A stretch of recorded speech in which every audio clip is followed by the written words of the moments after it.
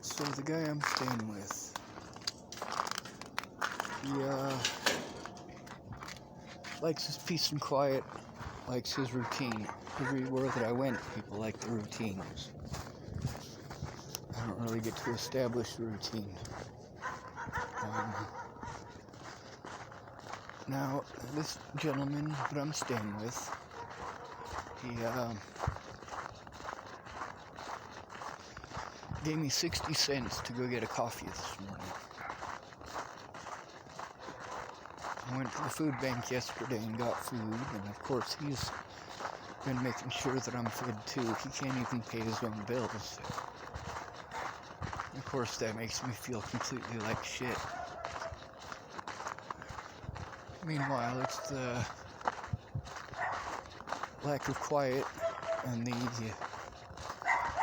having to not disrupt his routine that's making it impossible for me to get anything done. So, I have severe anxiety about that. I'd love to be able to go to the police and sit down with them and actually believe that they're going to do their jobs. Believe that they're actually going to look at the evidence. And one thing in all of the evidence that, well, hopefully I'll be able to post up, one thing that you'll notice is that they never posted up any of the evidence that I took to them.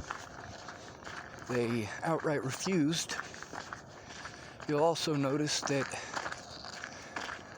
none of the reports that I wrote, none of them ever made it to the actual police officers. I mean, the ones that I wrote in Arapahoe County Jail, the ones that I took to police officers, they either threw away in front of me, or in the case of the two officers who came to punish me in Arapahoe County, they put one of those pieces of paper in a folder and said I could have it back when I get a lawyer. That's because it was me trying to file a report against their officers. Now, the stuff that was in the courts, the stuff that I'm going to be posting that came from the courts and from my public pretenders, you'll notice that there were no reports written by me in any of it. None. A lot of this is because they used Suicide Watch to prevent me from doing so. They would use Suicide Watch to prevent me from being able to speak to an officer and to prevent me from actually writing down what I needed to write down. You can't have pencils when you're on Suicide Watch.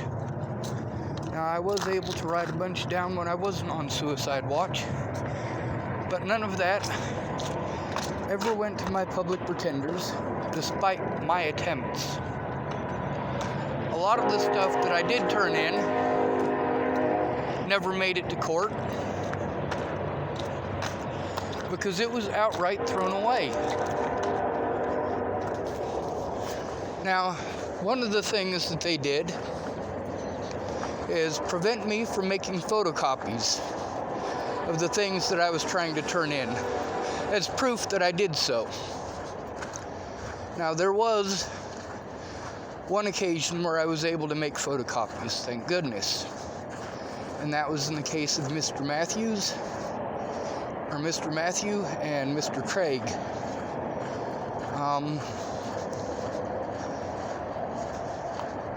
The thing is, all of this costs money. It also requires a place to do it. It's not fair to the guy that I'm staying with. Wasn't fair to Candace and her daughters. It wasn't fair to Miss Peaches. I needed my own place. I'm having a panic attack because I'm having to deal with all of these people and their trivial drama.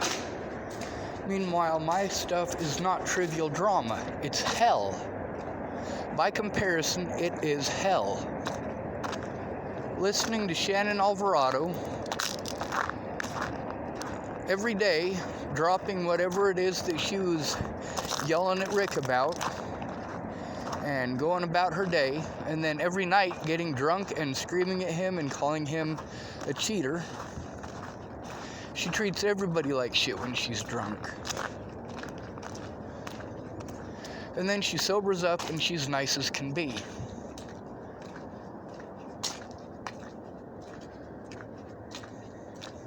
A lot of these people are pissed off because I recorded our conversations. Well, with all due respect, if that's the only way to show the truth because you're not making much effort,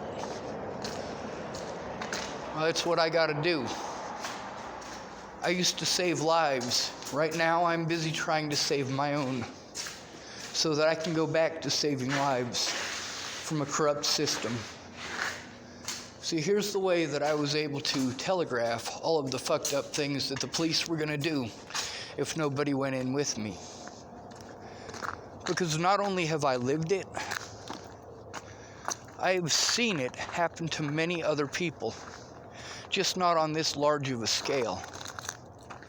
Because most people have someone who will step the fuck in and actually give a shit. Or they're homeless and they get railroaded. The only thing that kept me from being completely railroaded, the only thing that made it so that I kept getting released, is the fact that Natalie's death was very public, and the fact that I didn't kill her is now known to the public.